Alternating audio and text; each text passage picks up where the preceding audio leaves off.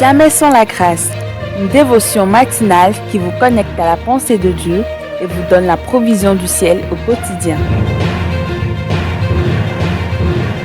Bonjour chers amis, chers internautes, chers téléspectateurs, nouvelle journée, nouvelle provision, bienvenue dans cette dernière dévotion de cette semaine, que Dieu vous bénisse, merci pour vos apports, vos commentaires, vos likes aussi sur les réseaux sociaux, que ce soit sur notre compte TikTok, Jamais sans la grâce, ou que ce soit sur notre chaîne YouTube, Jamais sans la grâce. N'hésitez pas à vous abonner nombreux et à faire connaître ces liens également pour que l'évangile soit propagé de plus en plus. Père, nous te bénissons. Merci pour cette semaine.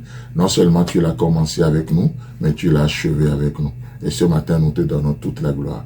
Tu n'es jamais l'auteur d'une œuvre inachevée. Ce que tu commences, tu l'achèves toujours. À toi l'honneur, à toi la gloire. Amen. Alors ce matin, chers amis, chers internautes, je crois que nous allons terminer sur ce que nous voyons hier. On prie pour être délivré de l'angoisse. Encore une fois, mon but n'est pas de nous donner les sources de l'angoisse, mais mon but, parce que l'angoisse a différentes sources. Mais mon but, c'est de vous proposer l'unique solution. L'unique solution. Vous savez, dans chacune des situations, vous avez deux options. La première, c'est que vous avez des possibilités. Des possibilités, vous pouvez opter pour des possibilités. Et il y a une chance que les possibilités marchent, mais il y a aussi des chances que ça ne marche pas. Mais la deuxième option, c'est que vous trouvez la solution. La solution, elle est unique. Elle est unique. Donc, dans votre angoisse, dans votre situation ce matin, quel est votre choix? Quel est votre désir? Vous préférez vous débrouiller avec des possibilités ou vous avez faim et soif de la solution? Jésus-Christ est la solution. C'est la parole de Dieu est la solution. C'est ce que nous voyons dans Philippiens, chapitre 4, le verset 6 et 7.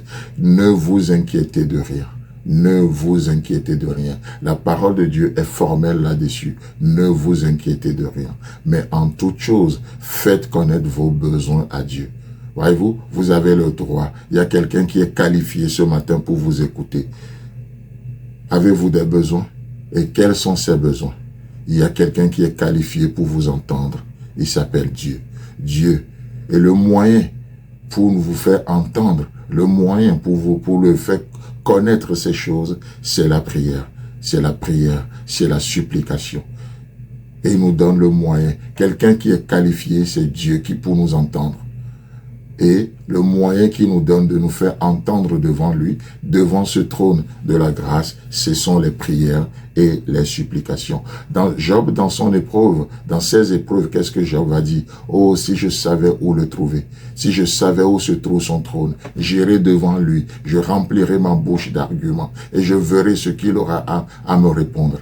Chers amis, chers internautes, son trône, ce lieu, n'est pas caché pour nous. Sa présence n'est pas cachée pour nous. Elle est accessible. Nous savons où le trouver. Nous savons où le trouver. Il est tellement proche de nous qu'il vit en nous.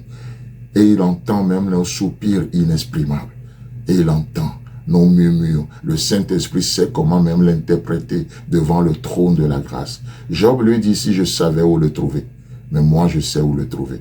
Toi, tu sais là où le trouver, n'est-ce pas? Il est là dans sa parole. Il est là dans ton cœur.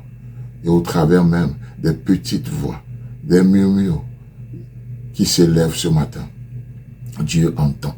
Il entend. Alors, le moyen qu'il nous donne de lui faire connaître les choses, ce n'est pas de plaindre. Parce qu'on a cette facilité de nous plaindre. De nous plaindre. Et Dieu dit non, il y a un moyen. Ce n'est pas les plaintes, mais c'est la prière, c'est la supplication. Dans une attitude de reconnaissance. C'est pourquoi il nous parle de « avec action de grâce ». Le moyen, la prière et les supplications, dans une attitude de reconnaissance. Dans une attitude de reconnaissance. Et la conséquence, c'est quoi? La paix de Dieu qui surpasse toute intelligence gardera vos cœurs et vos pensées en Jésus-Christ. Waouh! C'est merveilleux, n'est-ce pas? La paix de Dieu qui va au-delà, la paix de Dieu qu'on ne peut même pas expliquer. Expliquez-moi comment vous pouvez avoir la joie dans les épreuves. Les épreuves ne produisent pas ça. Mais parce que dans l'épreuve, vous rencontrez quelqu'un, Jésus-Christ. Et vous pouvez vous réjouir malgré la situation. Donc, il y a la paix de Dieu. J'appelle cette paix sur ta vie ce matin. J'appelle cette paix qui surpasse toute intelligence, je la déclare sur ta vie, je la déclare sur ta maison, je la déclare sur tout ce que tu entreprends ce matin, au nom puissant de Jésus. Que cette paix envahisse ton cœur ce matin. Peu importe l'angoisse qui est là, la paix de Dieu qui surpasse toute intelligence te garde ce matin, te garde. Alors, chers amis, chers internautes, alors que nous vivons dans un monde qui nous expose de plus en plus, nous découvrons l'importance d'avoir une pensée protégée, une pensée gardée en Jésus-Christ.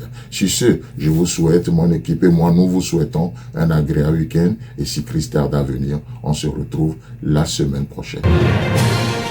Si vous avez aimé cette émission, parlez-en à vos amis.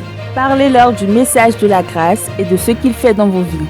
Pour un sujet de prière, une question ou pour devenir partenaire, contactez-nous au 00229 94 75 80 20. Que Dieu vous bénisse et à la prochaine. En attendant, pensez avec Dieu.